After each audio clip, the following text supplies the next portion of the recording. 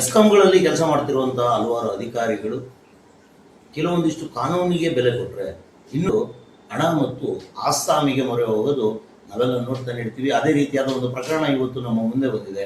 ವಿದ್ಯಾನಗರ ಉಪವಿಭಾಗದ ವ್ಯಾಪ್ತಿಯಲ್ಲಿರುವಂತಹ ಆದಿರೆಡ್ಡಿ ಎನ್ನುವ ಒಬ್ಬ AW ಅವರು ನ್ಯಾಯಯುತವಾಗಿ ವಿದ್ಯುತ್ ಸಂಪರ್ಕ ಕೊಡಬೇಕಾದಂಥ ವಿಚಾರದಲ್ಲಿ ಒಂದಿಷ್ಟು ಎಡವಟ್ಟುಗಳನ್ನ ಮಾಡ್ಕೊಂಡಿದ್ದಾರೆ ಅನ್ನೋ ವಿಚಾರಕ್ಕೆ ನಮ್ಮ ಜೊತೆಯಲ್ಲಿರುವಂತಹ ಸಂತ್ರಸ್ತರೊಬ್ಬರು ದೂರ ನೀಡಿದ್ರು. ಆ ವಿಚಾರಕ್ಕೆ ಮಾತಾಡೋದಕ್ಕೆ ನೇರವಾಗಿ ಅವ್ರ ಹತ್ರನೇ ಬಂದಿದ್ದೀವಿ. ಅವ್ರ ಹತ್ರನೇ ಮಾತಾಡ್ತಾ ಹೋಗೋಣ. ಯಾವೆಲ್ಲ ವಿಚಾರಕ್ಕೆ ವಿದ್ಯಾನಗರದ ಬೆಸ್ಕಾಂ ಉಪವಿಭಾಗದವರು ತೊಂದರೆ ಕೊಡ್ತಾ ಇದ್ದಾರೆ ಅಂತ. ಸರ್ ನಮಸ್ಕಾರ, ನಿಮ್ಮ ಹೆಸರು ಸರ್? ನಮಸ್ತೆ ಸರ್, ಪ್ರವೀಣ್ ಸರ್. ಏನು ಸರ್ ನಿಮ್ಮ ಸಮಸ್ಯೆ? ಸರ್ ನನ್ನ ಸಮಸ್ಯೆ ಬಿಲ್ಮಾರ್ನಳ್ಳಿ ಊರು, ಜಾಲ ಹೋಬಳಿ. ಓಕೆ. ವಿದ್ಯಾನಗರ ಸಬ್ ಡಿವಿಷನ್ಗೆ ಸೇರುತ್ತೆ. ಅಲ್ಲಿ ಪ್ರಸಿದ್ಧಿ ಲೇಔಟ್ ಅಂತ ಇದೆ. ಓಕೆ. ಮೂರು ಫೇಸ್ಗಳಲ್ಲಿದೆ. ಓಕೆ. ಥರ್ಡ್ ಫೇಸ್ ಅಲ್ಲಿ 1 ಎಕರೆ 27 ಗುಂಟೆ ಜಾಗ ಇದೆ. ಸರ್ವೆ ನಂಬರ್ 40/2, ಬಿಲ್ಮಾರ್ನಳ್ಳಿ ವಿಲೇಜ್, ಗಂಗಾ ಮುನ್ಶಾಮಪ್ಪ ಅನ್ನೋರು ಸೇರುತ್ತೆ ಸರ್.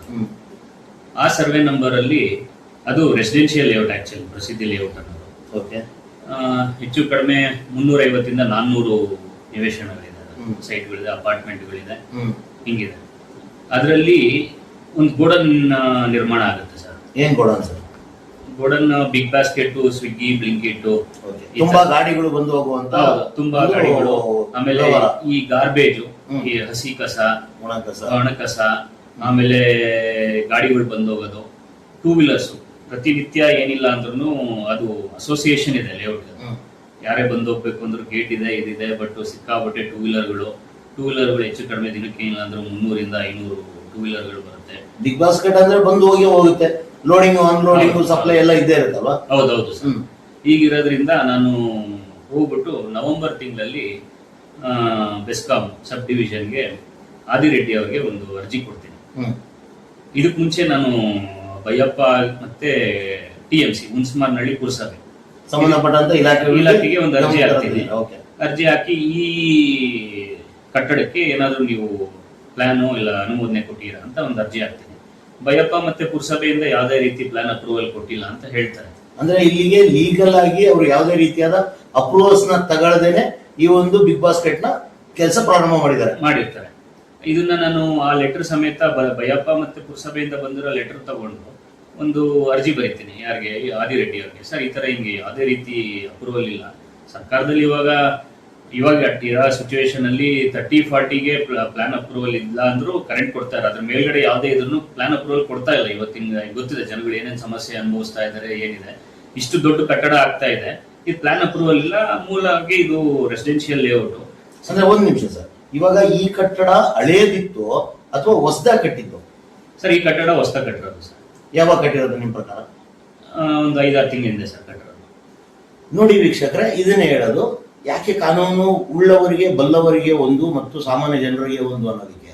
ಯಾಕಂದ್ರೆ ಇವಾಗಿನ ಹೊಸ ನಿಯಮದ ಪ್ರಕಾರ no additional to plinth area, ಯಾವುದೇ ಕಾರಣಕ್ಕೂ ಹೊಸ ಕಟ್ಟಡವನ್ನ ಕಟ್ಟಬಾರದು. ಕಟ್ಟಿದ್ರೆ ಅಂತ ಅದಕ್ಕೆ ಅಡಿಷನಲ್ ಲೋಡು ಕೊಡಕ್ ಬರಲ್ಲ ಮತ್ತು ಹೊಸ ಸರ್ವಿಸ್ನು ಕೊಡಕ್ ಬರಲ್ಲ. ಸುಮಾರು 6,000 ಚದರ ಅಡಿಗಳಿರುವಂತಹ ಒಂದು ವಾಣಿಜ್ಯ ಕಟ್ಟಡಕ್ಕೆ ಇವರು ವಿದ್ಯುತ್ ಸಂಪರ್ಕ ಕೊಟ್ಟಿದ್ದಾರೆ. ಈ ವಿಚಾರಕ್ಕೆ ಪ್ರದೀಪ್ ಅವರು ಹೋಗಿ ಪ್ರಶ್ನೆ ಮಾಡಿದ್ರು. ಇಲ್ಲಿಯವರೆಗೂ ಅದ್ರ ಮೇಲೆ ಆಕ್ಷನ್ ತಗೊಂಡಿಲ್ಲ. ಇದನ್ನೇ ಹೇಳೋದು, ಒಬ್ಬ ಅಧಿಕಾರಿ ಎಲ್ಲರಿಗೂ ನ್ಯಾಯಯುತವಾಗಿ ಕೆಲಸ ಮಾಡಿದಾಗ ಮತ್ತು ಒಂದು ಕಾನೂನಾತ್ಮಕವಾಗಿ ಕೆಲಸ ಮಾಡಿದಾಗ ಯಾವುದೇ ರೀತಿಯಾದ ತೊಂದರೆಗಳು ಬರಲ್ಲ.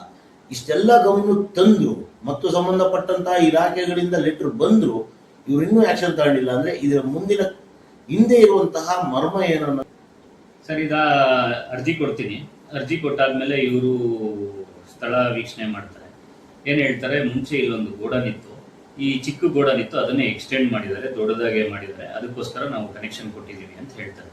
ಸರ್, ಅವರು ಕನ್ಸ್ಯೂಮರ್ ನಂಬರ್ ಬಂದು DVL 7006 ಕನ್ಸ್ಯೂಮರ್ ನಂಬರ್. ಇದು ಬಂದು 2014-15 ಅಲ್ಲ ಸರ್ವಿಸ್ ಆಗಿರೋದು. ಇದು ಅವಾಗ ಅವರು 6 ಕಿಲೋವ್ಯಾಟ್ ಏನೋ ತಗೊಂಡಿದ್ದಾರೆ. ಈ ಸರ್ವೆ ನಂಬರ್ 40/2 1 ಎಕರೆ 27 ಗುಂಟೆಯಲ್ಲಿ ಒಂದು ಮೂಲೆಯಲ್ಲಿ ಒಂದು ಚಿಕ್ಕದೊಂದು ಶೆಡ್ ಇರುತ್ತೆ. ಆ ಶೆಡ್ಡಿಗೆ ಅಂತ ಹೇಳಿ ಇವರು 2014 ಅಲ್ಲಿ ತಗೊಂಡಿರ್ತಾರೆ. ಅಲ್ಲಿಂದ ಈ ಮೀಟರ್ ಎತ್ಕೊ ಬಂದು ಈ ಗೋಡನ್ಗೆ ತಗೊಂಡ್ಬಂದು ಅಳವಡಿಸ್ಬಿಟ್ಟು ಇಲ್ಲೇ ಇತ್ತು ಅಂತ ಹೇಳಿ ಬಿಂಬಿಸ್ಬಿಟ್ಟು ಇವರು ಅಡಿಷನಲ್ ಲೋಡ್ ತಗೊಂತಾರೆ. 6 ಕಿಲೋವ್ಯಾಟ್ ಅದನ್ನ 17 ಕಿಲೋವ್ಯಾಟ್ 20 ಕಿಲೋವ್ಯಾಟ್ ತಗೊಂತಾರೆ. ನವೆಂಬರ್ ಡಿಸೆಂಬರ್ ತಿಂಗಳಲ್ಲೇ. ನಾನು ಕೊಡಬಾರ್ದು ಅಂತ ಹೇಳಿದ್ರು ಇವರು ಅಡಿಷನಲ್ ಲೋಡ್ ಕೊಡ್ತಾರೆ. ನಾನು ಸತತವಾಗಿ 3-4 ವರ್ಷದ್ದು ಗೂಗಲ್ ಫೋಟೋಗಳು ತೆಗೆದು ನೀಟಾಗಿ ಎಲ್ಲ ತಗೊಂಡೋಗಿ ಮತ್ತೆ ಇನ್ನೊಂದು ಅರ್ಜಿ ಹಾಕಿದಾಗ, ಇಲ್ಲಿ ಮುಂಚೆ ಯಾವುದೇ ರೀತಿ ಕಟ್ಟಡ ಇಲ್ಲ, ಇಲ್ಲಿ ಏನೂ ಇಲ್ಲ. ನೀವು ಹಂಗೆ ನಾನು ಅರ್ಜಿ ಕೊಟ್ಟರು ನೀವು ಅಡಿಷನಲ್ ಲೋಡ್ ಕೊಟ್ಟಿರಾ ಅಂತ ಹೇಳಿ ನಾನು ಮತ್ತೆ ಪ್ರೆಷರ್ ಮಾಡಿದಾಗ ಇವ್ರು ಏನ್ ಮಾಡ್ತಾರೆ, ಅಲ್ಲಿದ್ದು ಮೀಟರ್ ಕಟ್ ಮಾಡಿಬಿಟ್ಟು ತಗೊಂಡೋಗಿ ಬೇರೆ ಕಡೆಗೆ ಶಿಫ್ಟ್ ಮಾಡ್ತಾರೆ. ಅಂದ್ರೆ ಮುಂಚೆ ಮೂಲವಾಗಿ ಇಲ್ಲಿತ್ತ ಒಂದು ಚಿಕ್ಕದೊಂದು ಶೆಡ್ಗೆ 2014 ಅಲ್ಲಿ ತಗೊಂಡಿರ್ತಾರಲ್ಲ, ಅಲ್ಲಿಗೆ ತಗೊಂಡೋಗಿ ಶಿಫ್ಟ್ ಮಾಡ್ತಾರೆ. ತೆಗೆದು ಅಲ್ಲಿಂದ ಕಳ್ತನದಲ್ಲಿ ಕರೆಂಟ್ ಹೇಳ್ಕೊಂಡಿರ್ತಾರೆ, ಯಾವುದು ಗೋಡನ್ಗೆ. ನಾನು ಮತ್ತೆ ಅದನ್ನ ಹೋಗಿ ಪ್ರಶ್ನೆ ಮಾಡಿದಾಗ ಆದಿರೆಡ್ಡಿ ಮತ್ತೆ ಜೈ ಕರ್ಣಕುಮಾರ್ ಅವರು ಬೇಜವಾಬ್ದಾರಿ ಉತ್ತರ ಕೊಡ್ತಾರೆ.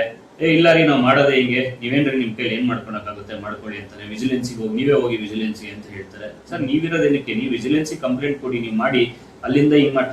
ಇವಾಗ ಅಡಿಷನಲ್ ಲೋಡ್ ತಗೋಬೇಕು ಅಂದ್ರೆ ಅದಕ್ಕೆ ಸರ್ಕಾರಕ್ಕೆ ಎಷ್ಟು ಇವಾಗ ಫೀಸ್ ಕಟ್ಟಬೇಕಾಗುತ್ತೆ, ಅದು ಯಾವ್ದು ಪಾಲಿಸಿಲ್ಲ. ಇವ್ರಿಗೆ ಇಷ್ಟ ಬಂದಂಗೆ ಅಡಿಷನಲ್ ಲೋಡ್ ಕೊಟ್ಟು ಇಷ್ಟ ಬಂದಂಗೆ ಮಾಡಿ ಸರಿ ಅಂತೇಳಿ ಇವ್ರು ಅಲ್ಲಿಂದ ಇವಾಗ ಕಳ್ತನದಲ್ಲಿ ಕರೆಂಟ್ ಹೇಳ್ಕೊಂಡು ಇವ್ರು ಬಳಸ್ತಾ ಇದ್ದಾರೆ. ನಾನು ಹೋಗಿ ಅರ್ಜಿ ಕೊಟ್ಟರು ಏನ್ ಮಾಡಿದ್ರು ಅವ್ರ ಆಕ್ಷನ್ ಏನು ತಗೊಂಡಿಲ್ಲ. ನಾನೇನ್ ಮಾಡಿದೆ, ಮತ್ತೆ ಅದನ್ನ ತಗೊಂಡೋಗಿ BMRD ಒಂದು ಕಂಪ್ಲೇಂಟ್ ಕೊಡ್ತೀನಿ. ಇದರಿಗೆ STF ಗೆ ಅವರು ಬಂದು ಬಯ್ಯಪ್ಪ ಒಂದು ಲೆಟರ್ ಬರೀತಾರೆ, ಮತ್ತೆ DMC ಒಂದು ಲೆಟರ್ ಬರೀತಾರೆ. ಇದೇ ಯಾವ್ದು ಪ್ಲಾನ್ ಅಪ್ರೂವಲ್ ಆಗಿದೆ, ನಕ್ಷೆ ಮಂಜೂರಾಗಿದೆ ಅಂತ. ಅವರು ಯಾವುದೇ ಕಾರಣಕ್ಕೂ ಯಾವ್ದು ಪ್ಲಾನ್ ಆಗಲಿ ಏನಾಗಿಲ್ಲ ಅಂತ ಹೇಳಿ ಕೊಡ್ತಾರೆ. ಕೊಟ್ಟಾದ್ಮೇಲೆ ಮತ್ತೆ BMRD ಇಂದ ಇಮಿಡಿಯೇಟ್ ಇದಕ್ಕೆ ಕೊಟ್ಟಿರೋ ಕರೆಂಟ್ ನ ಡಿಸ್ಕನೆಕ್ಟ್ ಮಾಡಿ ಅಂತ ಹೇಳಿ ಮಾರ್ಚ್ 31ನೇ ತಾರೀಕು ಒಂದು ಲೆಟರ್ ಬರೀತಾರೆ, ಮೇಲ್ ಕಳಿಸ್ತಾರೆ. ಮೇಲ್ ಕಳಿಸಿದ್ರು, ಲೆಟರ್ ಬಂದ್ರು ಇವತ್ತವರೆಗೂ ವಿದ್ಯುತ್ ಅನ್ನು ಡಿಸ್ಕನೆಕ್ಟ್ ಮಾಡೋ ಅಂತ